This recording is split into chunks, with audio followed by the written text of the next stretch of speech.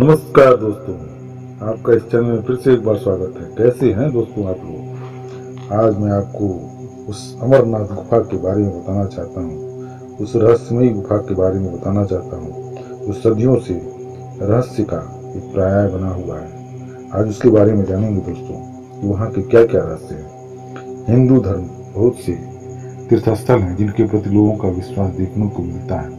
ऐसे बहुत से तीर्थस्थल हैं जिनके चमत्कार और रहस्य अभी तक कोई नहीं जानता। इन सभी रहस्य को जानने की कोशिश वैज्ञानिकों ने भी की, परंतु इन सब के बावजूद भी वैज्ञानिक द्वारा किए गए सभी अध्ययन विफल साबित हुए हैं। इनके रहस्य अभी तक पता नहीं लग पाया। इन तीर्थ स्थलों में अमरनाथ हिंदुओं का प्रमुख तीर्थ स्थल है। अमरनाथ गुफा भगवान शिव जी के प्रमुख धार्मिक स्थलों में से एक माना जाता है। अमरनाथ गुफा में भगवान शिव ने माता पार्वती को अमृत का रहस्य बताया, इसलिए उनको अमृतसर के नाम से भी जाना जाता है। तो दोस्तों, उन रहस्यों के बारे में मैं जो बताने जा रहा हूँ उसे ध्यान से मेरे साथ वीडियो में लास्ट तक बने रहिए और वहाँ के कई रहस्यों के बारे में आज हम आपको जानकारी देंगे। ऐसा बताया जाता है कि अमरनाथ गुफा की खोज बूटा मलिक नाम के मुस्लिम ने की थी, लेकिन मेरी जो धारणा है या पौराणिक कई धारणाएं हैं, इसमें कल्हड़ द्वारा राजतरंगिणी और कई ऐसे ग्रंथ हैं जिसमें अमरनाथ का जिक्र हजारों वर्ष पूर्व भी हो चुका है। तो मेरा मानना है दोस्तों कि यह प्राचीन गुफा का आविष्कार और इसकी कथा और यात्राएं पहले भी होती रही। हो सकता है बीच में कुछ दुर्भाग्यवश कुछ कारणवश बाधित हो गई हो और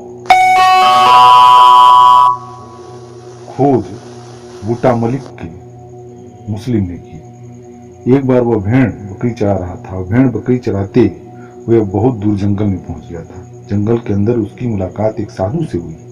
तब साधु ने बूटा मलिक को कोयले से भरी हुई एक कांगड़ी दी। जब वो अपने घर पर पहुंचे उसने कोयले से भरी हुई कांगड़ी देखा तो उसको कोयले के स्थान पर सोना मिला, जिसे देखकर वो काफी आश्चर्यचकित हो गया। तो वह साधु को धन्यवाद करने के लिए वापस गया, परंतु वहां पर कोई साधु था ही नहीं जो उसको मिले। लेकिन वहां पर एक विशाल गुफा दिखाई दी। ऐसा बताया जाता है कि उसी समय एक तीर्थ स्थल बन गया।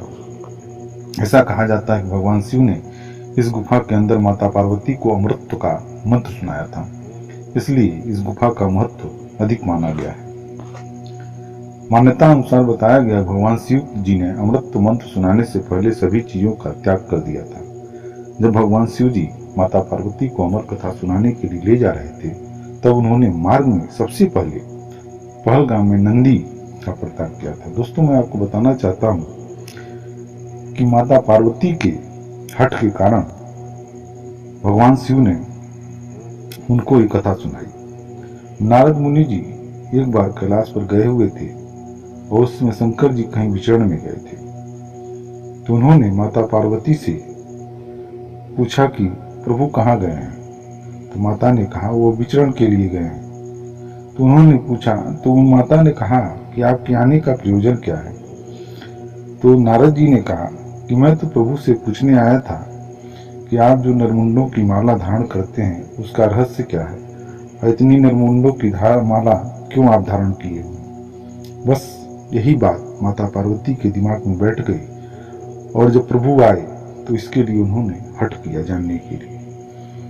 तो प्रभु भोलेनाथ शंकर जी ने बताया कि यह नरमुंड की माला जब जब आपकी मृत्यु होती है तब तक एक एक नरमुंड की माला बढ़ती जाती है, क्योंकि आप मृत्यु को प्राप्त हो जाती हैं, इसलिए मुझे एक नरमुंड माला धारण करनी पड़ती है। उसके बाद माता पार्वती ने उस अमृत कथा के लिए जिक्र किया और जिद किया। दोस्तों, मैं आगे आपको बताना चाहता हूँ कि माता पार्वती की अमर कथा सुनने जब वो ले जा रहे थे, जो हम लोग टॉपिक पे थे, आगे आते हैं, तब उन्होंने मार्ग में सबसे पहले पहलगाम में नंदी का प्रत्याग किया था। इसके पश्चात चंदनवाड़ी में अपनी जटा से चंद्रमा को मुक्त कर दिया था। भगवान शिव जी ने शेषनाग को अपने गले से उतार दिया था और गणेश जी को महागुणस पर्वत पर छोड़ दिया था। आखिरी में पंचतरणी नामक स्थान पर भगवान शिव ने 5 तत्वों का परित्याग कर दिया था, क्योंकि शर्त यह थी कि जब वो अमर कथा सुनाए तो उस समय कोई प्राणी, कोई तत्व वहां पे उनके और माता पार्वती के अलावा मौजूद न हो। शास्त्रों में इस बात का उल्लेख किया गया कि जब भगवान शिव जी माता पार्वती को अमर कथा सुना रहे थे तो वहां पर दो कबूतर का जोड़ा बहुत ही शांत अवस्था में विद्वान रह गया और उस पे भगवान और माता पार्वती किसी का भी ध्यान नहीं गया। उसके पश्चात सुखदेव जी थे जो ऋषि के रूप में अमर हुए बाद में। ऐसा बताया जाता है कि अमर कथा गुफा के समय ये वो कबूतर जो उनके साथ थे, वहां सुखदेव जी भी थे।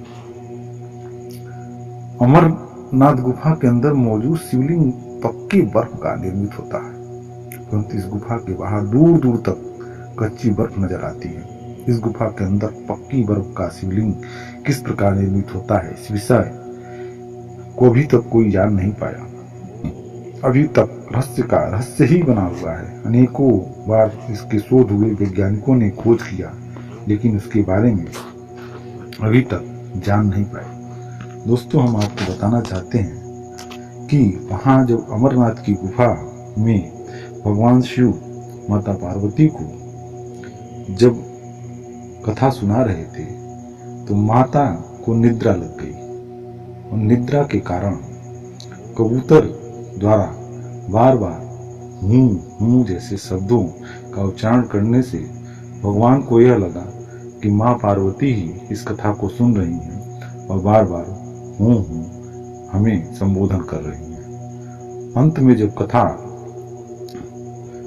खत्म हुई तो उनको पता चला कि माता पार्वती सोई हुई है। सबसे बड़ा आश्चर्य यह है दोस्तों, मैं तो खुद वहां की यात्रा कर चुका हूं, मैंने वहां शिव तत्व का अनुभव किया है। माता पार्वती का साक्षात रूप बर्फ का बना हुआ उनके लिंग के बगल में, शिवलिंग के बगल में ही लेटा हुआ आपको प्राप्त मिल जाएगा। कश्मीर घाटी की स्थित पावन श्री अमरनाथ गुफा प्राकृतिक है। यह पावन गुफा लगभग 160 फुट लंबी और 100 फुट चौड़ी और काफी ऊंची है। कश्मीर में वैसे तो 45 शिव धाम है, 60 विष्णु धाम है, 3 ब्रह्म धाम है और 22 शक्ति धाम है और 700 नाग धाम है। असंख्यक तीर्थ हैं, पर श्री अमरनाथ का धाम सबसे अधिक महत्वपूर्ण है। दोस्तों, शास्त्रों और पुराणों में बताया गया है कि काशी में लिंग दर्शन पूजन से 10 गुना और प्रयाग से 100 गुना, नैमिष्ठारण्य तथा कुरुक्षेत्र से 1000 गुना फल देने वाला श्री अमरनाथ स्वामी का पूजन है। देवताओं की 1000 वर्ष तक स्वर्ण, पुष्प, मोती और पट्टा वस्त्रों से पूजा का जो फल मिलता है वह श्री अमरनाथ के रसलिंग पूजा से एक दिन में ही प्राप्त हो जाता है। बाबा बर्फानी से जुड़े रहस्य और तथ्य हम लोगों को हैरान करने वाले हैं। यह शिव भक्त प्राकृतिक हिमशिवलिंग के साथ बर्फ से बनने वाले प्राकृतिक शेषनाग श्री गणेश पीठ, माता पार्वती पीठ के भी दर्शन करते हैं। वहां प्रत्यक्ष दर्शन आपको हिमखंड से बने हुए इन लोगों के दर्शन आपको प्राप्त होंगे। दोस्तों, मैंने भी दर्शन किए हैं, साक्षात मैंने तो देखा, वहां चकित रह गया इस प्रकार के दिव्यंगम दृश्य देखकर। प्राकृतिक रूप से प्रतिवर्ष बनने वाले हिम शिवलिंग में इतनी अधिक चमक विद्यमान होती है कि देखने वालों की आंखों में चकाचौंध कर देती है। दोस्तों, हम आपको बताना चाहते हैं कि वहां पे ऐसा विहंगम दृश्य आपको खुद महसूस होगा कि आप उसको भूल नहीं पाएंगे। आप उस गुफा में पहुंचने के बाद उस शिव तत्व का अनुभव करेंगे जो कभी आपने महसूस नहीं किया। और भोलेनाथ तो सदा स्मरणीय है और देवों के देव महादेव है।